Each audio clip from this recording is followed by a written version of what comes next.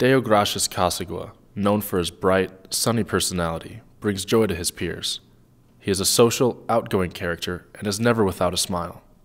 He remains optimistic despite the hardships he has had to endure. Our father died in 2001, but we don't know the disease. No, disease. How did he die? We don't know because we are still young. Oh. But we had a rumor that they had died from HIV, but we are not sure. Okay. Yes. And our mother knocked down by a speeding vehicle in 2004. By a speeding vehicle? Yeah. Being the oldest child, he had to adopt the duties of parenthood at a very early age. Deprived of proper nutrition, they would sleep to avoid the constant pains of hunger. For sometimes we used to sleep when we don't eat supper because we've been taking porridge at school, during school. But now we came here, we don't take lunch. We used to cook porridge for supper. Okay. Yeah. Trying to provide for his family, Deo left for the city to find work. With no legal protection, his employers ended up paying him less than $10 a year. I went in Kampala and I worked as a houseboy. Oh, really? For 4 years. Wow. Yeah, but I was still young. And they refused to pay me because I worked for 4 years, but they gave me only 70,000 shillings. Wow. Yes. In 4 years? Yeah, in 4 years. Without any money and living in a deteriorating house, Deo built his family a new home using nothing but mud and sticks.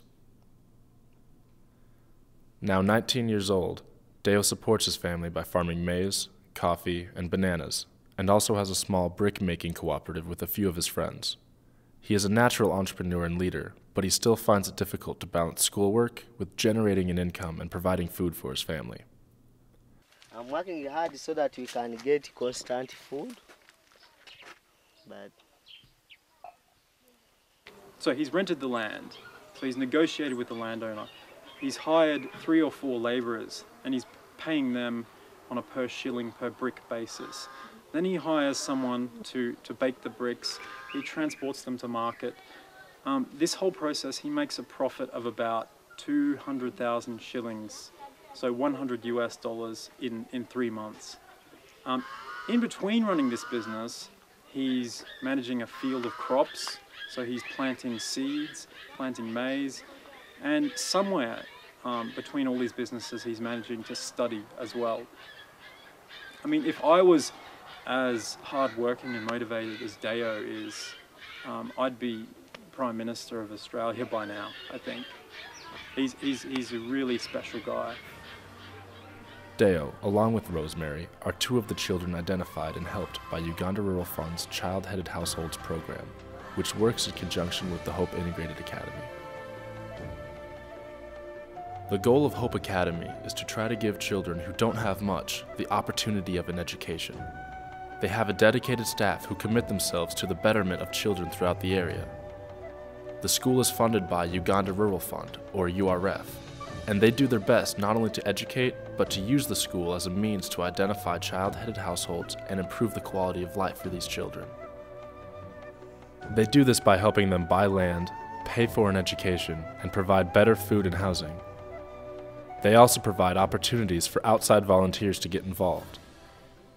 People get involved through the URF website and fly out to Uganda to get a first-hand experience of meeting with these amazing children.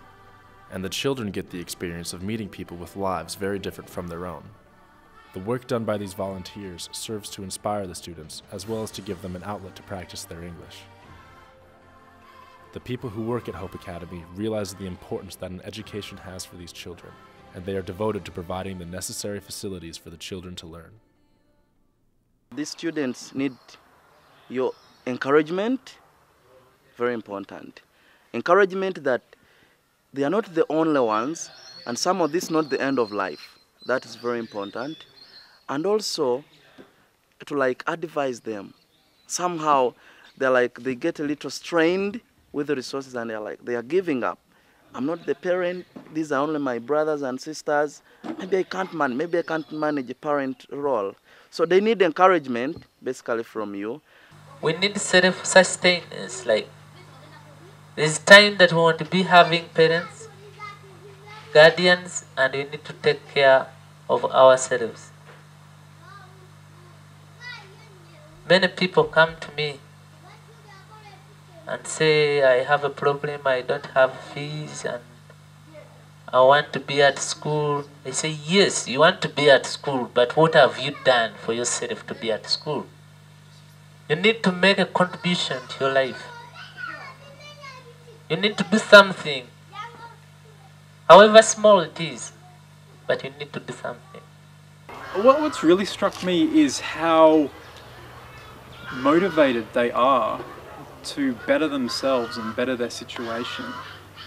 You've got 8-year-old kids who, on their vacations between the school years, every day they're studying the syllabus for the next year. They're that motivated to do well. And that is something that's just so different from what I've seen in the West. You know, kids, they skive off every opportunity they get. But here, it seems any break in the working day, they study.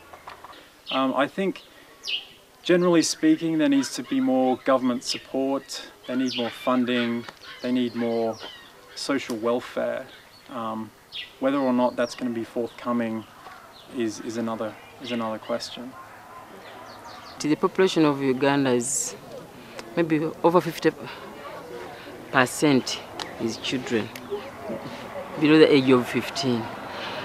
That means that the government has to do the donkey work to ensure that schools are built, to ensure that enough food is produced for the children, to ensure that guidance is given. So actually, as a government is a parent, so government has to take care of all these children.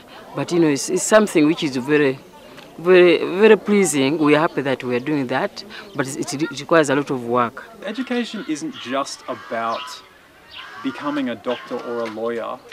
It's about broadening your modes of thinking. It's about learning how to reason. It's about basic arithmetic and basic language skills. I mean, these are the things that we learn in primary school and high school. The more the child understands, the more the child gets to know that this is bad, in terms of, especially, like if a child read about the causes of the deaths of the parents, like HIV, the child will be careful to take care of himself, not to misbehave in terms of like meeting wrong partners. This will help them be able to create issues, to create their own solutions of the problems.